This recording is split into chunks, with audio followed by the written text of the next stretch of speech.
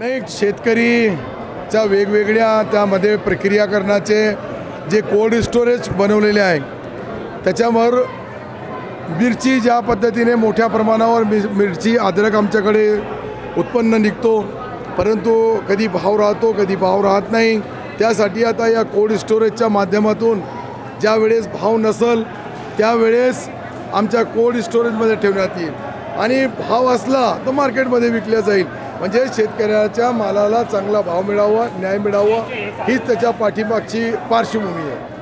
Sir, आपल्या देशामध्ये सर्व धर्मसमभाव ओळखला जातो आणि आपल्या राज्यघटनेमध्ये सुद्धा सर्व धर्माला महत्त्व देण्यात आलं आहे। परंतु एक व्यक्ती म्हणून किंवा एक आपण अल्पसंख्याक समाजाची व्यक्ती म्हणून आपल्याला विरोध होतोय का? कारण की आपण आता महायुतीच्या सरकारमध्ये असतानाही आपल्याच महायुतीचे काही पक्ष आहेत ते आपल्याला विरोध करत आहे, काय सांगतात? एक लक्षात घ्या, त्यांनी विरोध केला तर आमचे शिवसेनावालेही त्याचा पूर्ण हिशोब घेतील।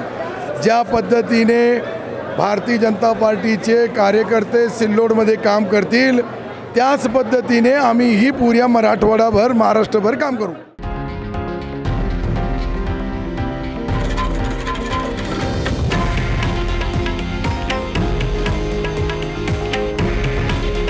हे आहे देशातील नंबर 1 न्यूज नेटवर्क आणि आपण पाहत आहात TV9 मराठी।